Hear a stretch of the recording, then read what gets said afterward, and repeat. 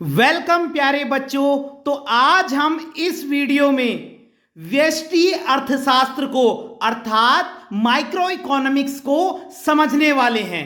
तो चलिए शुरू करते हैं। सबसे पहले आप लोगों को यह पता होना चाहिए कि माइक्रो इकोनॉमिक्स किसे कहते हैं, अर्थात व्यष्टि अर्थशास्त्र किसे कहते हैं या सूक्ष्म अर्थशास्त्र किसे कहते हैं। व्यष्टि और सूक्ष्म अर्थशास्त्र एक ही है। तो कई बार वो पेपर में ये पूछ सकते हैं कि व्यष्टि अर्थशास्त्र किसे कहते हैं या सूक्ष्म अर्थशास्त्र किसे कहते हैं, और इंग्लिश में इसे माइक्रो इकोनॉमिक्स कहते हैं। तो माइक्रो इकोनॉमिक्स किसे कहते हैं, देखिए, व्यष्टि अर्थशास्त्र में छोटी छोटी और व्यक्तिगत इकाइयों का अध्ययन किया जाता है, स्मॉल एंड इंडिविजुअल यूनिट। जैसे फॉर एग्जाम्पल यहां पर देखिए, आप मानिए ये पूरी एक अर्थव्यवस्था है, ये हमारे देश की इकोनॉमी है, ठीक है। हमारे देश में बहुत सारे उद्योग हैं, ठीक है, बहुत सारी इंडस्ट्रीज हैं। तो देखिए, ये एक उद्योग है, ये दूसरा उद्योग है, ये तीसरा उद्योग है। तो जब हम केवल एक उद्योग के बारे में पढ़ते हैं तो इसको हम माइक्रो इकोनॉमिक्स कहते हैं, जिसमें हम इंडिविजुअल यूनिट की बात करते हैं, ठीक है। अब हमारे देश में तो बहुत सारे उद्योग हैं, तो अगर मैं टोटल इंडस्ट्री की बात करूं तो वो जो है समष्टि अर्थशास्त्र होगा, यानी मैक्रो इकोनॉमिक्स, जिसमें मैं पूरी इकोनॉमी की बात करूंगा। तो जब हम सारी अर्थव्यवस्था की बात करते हैं, होल इकोनॉमी, तो वो होती है मैक्रो इकोनॉमिक्स। और माइक्रो में क्या होता है, जब हम इकोनॉमी को, अर्थव्यवस्था को टुकड़ों में बांटकर, मतलब उसको छोटी छोटी और इंडिविजुअल यूनिट में उसकी स्टडी करते हैं, तो उसको हम कहते हैं माइक्रो इकोनॉमिक्स। यानी जब हम अर्थव्यवस्था को छोटी छोटी और व्यक्तिगत इकाइयों में बांटकर अध्ययन करते हैं। मैं एक और एग्जांपल देता हूं। हमारी अर्थव्यवस्था में जो है करोड़ों फैमिलीज होंगी, है ना, करोड़ों परिवार हैं। तो जब हम केवल एक परिवार के बारे में बात करेंगे तो वो क्या होगा, वही व्यष्टि अर्थशास्त्र होगा, वही माइक्रो इकोनॉमिक्स होगा।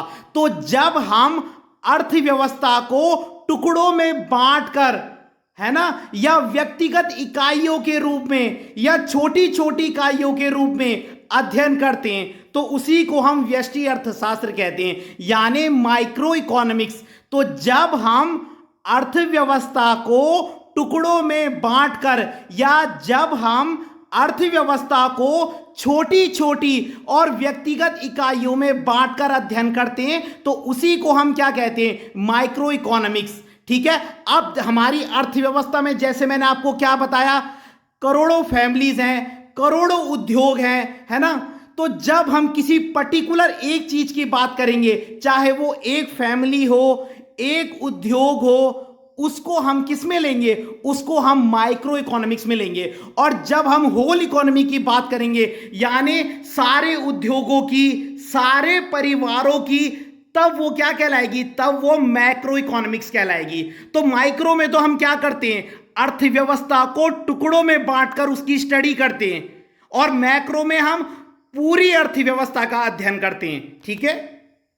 अब आप इसके उदाहरण देखिए, जैसे एक उद्योग, एक व्यक्ति, एक परिवार एटसेट्रा आदि, इसमें आप एक लगा दीजिए। जब हम पर्टिकुलर किसी एक पर्टिकुलर चीज का अध्ययन करते हैं, चाहे वो एक फैमिली हो, है ना, एक इंडस्ट्री हो, तो ये सब किस में आएंगी, ये सब जो है माइक्रो में आएंगी, व्यष्टि अर्थशास्त्र में आएंगी, ठीक है। और अगर मैं यहां पे लिखता, क्या लिखता मैं, अगर यहां पे नेशनल इनकम, तो नेशनल इनकम किस में आएगी, नेशनल इनकम क्या होती है, पूरे राष्ट्र से रिलेटेड होती है, तो वो इसमें आ ही नहीं सकती। वो किस में आएगी, वो मैक्रो में आएगी, वो समष्टि अर्थशास्त्र में आएगी। तो एक उद्योग, एक व्यक्ति, एक परिवार, ये सब जो है माइक्रो इकोनॉमिक्स में आते हैं, व्यष्टि अर्थशास्त्र में आते हैं। तो व्यष्टि अर्थशास्त्र की परिभाषा आप समझ गए होंगे कि जब हम अर्थव्यवस्था को जब हम अर्थव्यवस्था को टुकड़ों में बांटकर अध्ययन करते हैं या व्यक्तिगत इकाइयों के रूप में अध्ययन करते हैं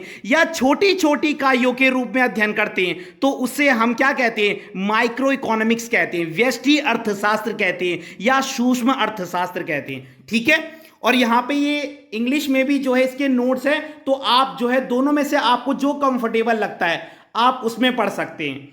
उसके बाद है व्यष्टि अर्थशास्त्र की क्या क्या विशेषताएं होती हैं। तो सबसे पहला, व्यष्टि अर्थशास्त्र में व्यक्तिगत इकाइयों का अध्ययन किया जाता है। यह मैं आपको बता चुका हूं, इंडिविजुअल यूनिट का है ना। इसमें पूरी अर्थव्यवस्था का अध्ययन नहीं किया जाता, व्यक्तिगत इकाइयों का अध्ययन किया जाता है, या अर्थव्यवस्था को टुकड़ों में बांटकर अध्ययन किया जाता है, या छोटी छोटी इकाइयों का अध्ययन किया जाता है। आप तीनों चीज याद रख सकते हैं, अर्थव्यवस्था को टुकड़ों में बांट के अध्ययन किया जाता है, छोटी छोटी इकाइयों का अध्ययन किया जाता है, व्यक्तिगत इकाइयों का अध्ययन किया जाता है। बात एक ही है। फिर है व्यष्टि अर्थशास्त्र की जो प्रकृति होती है वो सरल होती है ना। किसके कंपैरिजन में, समष्टि अर्थशास्त्र के, मैक्रो इकोनॉमिक्स के। व्यष्टि अर्थशास्त्र तोड़ने की क्रिया है, क्योंकि इसमें हम अर्थव्यवस्था को क्या करते हैं, इकोनॉमी को क्या करते हैं, उसको तोड़कर उसका अध्ययन करते हैं। जैसे हमारी पूरी इकोनॉमी में क्या है, बहुत सारे उद्योग है, मैं आपको बता चुका हूं, बहुत सारे परिवार हैं, तो हम सारे परिवारों का अध्ययन नहीं करेंगे। हम माइक्रो इकोनॉमिक्स में केवल एक परिवार की बात करेंगे या एक उद्योग की बात करेंगे। तो जो व्यष्टि अर्थशास्त्र ये तोड़ने की क्रिया है, और व्यष्टि अर्थशास्त्र का जो उद्देश्य है वो साधनों का बंटवारा है। जो हमारे पास रिसोर्सेज है उसको सभी लोगों को उपलब्ध कराना है। तो व्यष्टि अर्थशास्त्र का उद्देश्य साधनों का बंटवारा है। ठीक है, तो ये आप इसके इंग्लिश में भी नोट्स ले सकते हैं। और अगर आपको वीडियो पसंद आई हो तो लाइक कीजिएगा, कमेंट कीजिएगा और चैनल को सब्सक्राइब जरूर कीजिएगा। धन्यवाद।